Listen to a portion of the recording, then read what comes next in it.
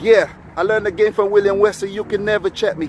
Back to back for the people that didn't get the message. Back to back like I'm undercover lethal weapon. Back to back like I'm Jordan 96, 97.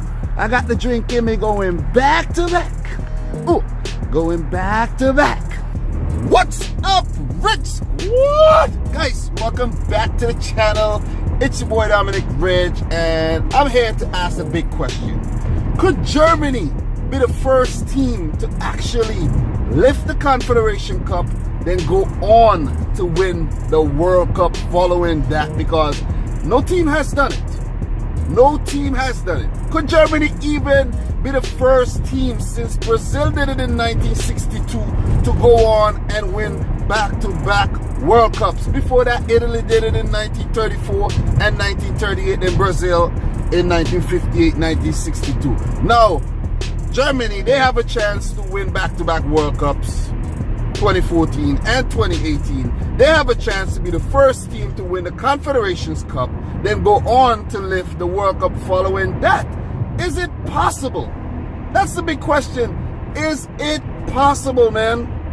I think it actually is. You know, and Joachim Löw and the boys are, you know, they're gearing up to do just that. The Confederations Cup, or King Fahd Cup, you know, started in 1992.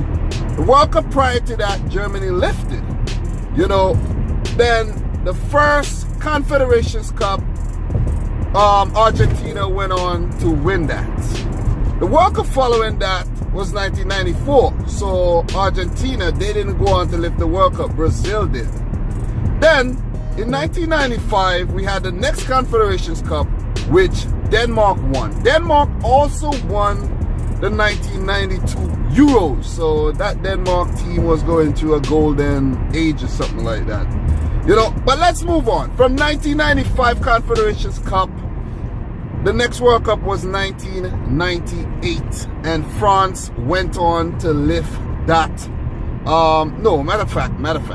There was a 1997 Confederations Cup, which Brazil won. Pardon me.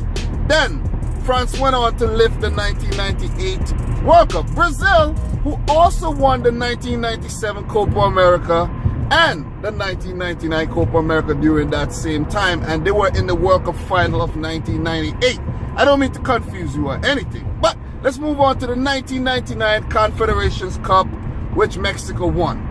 There was not a World Cup following that. There was actually another Confederations Cup, which was held in 2001, which France went on to win, and they had won the Euro Championships the previous year in the year 2000. So France 2000, 2001, they were going into World Cup 2002, you know, like a high. But guess what? They got knocked out in the group stages. Remember, Senegal was in that World Cup in Korea, Japan, and they knocked the French team out. Brazil actually went on to lift the 2002 World Cup. So let's fast forward to 2003 Confederations Cup, which France also won. They won back-to-back Confederations Cup right there. So the French team had 3 good years, with exception of the World Cup. We had another Confederations Cup in 2005 before, you know, the 2006 World Cup, and Brazil went on to lift that. They also lifted the 2004 Copa America Championship, so they were going into the World Cup on fire, you know, but it wasn't to be. Italy went on to lift the 2006 World Cup, which they played in the final versus France, as you guys could remember, Zinedine Zidane's headbutt. You know, so France had a pretty good, you know, 5 years right there, barring the 2002 World Cup, man. So France, Brazil, they all lifted the Confederations Cup during that period, failed to win the World Cup during that period.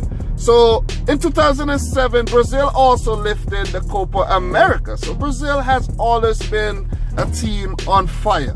But since the Copa America changed up the format to every 4 years, from 2005, the next Copa America was played just before, not the Copa America, the Confederations Cup was played just before World Cup 2010 in South Africa. which Brazil went on to lift their second straight Confederations Cup. But in 2010, Spain went on to lift the World Cup. So Brazil failed to lift the Confederations Cup, then go on to win the World Cup. The next Confederations Cup was held in 2013, which Brazil went on to win again. So they completed 3 Confederations Cup wins in a row. The 2014 World Cup, it was set up really nice for them. They hosted it, so they could have won the Confederations Cup, then go on to lift the World Cup. But guys, you know what happened. They got knocked out in the semifinals by Germany. Germany, the team that I'm actually talking about, you know, 7-1. 7-1. You guys could never forget that. So Germany went on to lift the 2014 World Cup. So now we get to where I'm actually talking about. 2017 Confederations Cup. Germany took a very, you know, young squad. Some people call it a C squad. You know, we have A team, a B team, and a C team. Some people call it like a C team, you know, because we had the likes of Manuel Neuer missing from that. I think Thomas Muller wasn't even there. And a whole bunch of other, you know, prominent, senior, experienced German football players. You know, so the World Cup 2018 will be hosted in Russia, and Germany has a chance to create history by being the first team to lift the Confederations Cup, then go on to win the FIFA World Cup.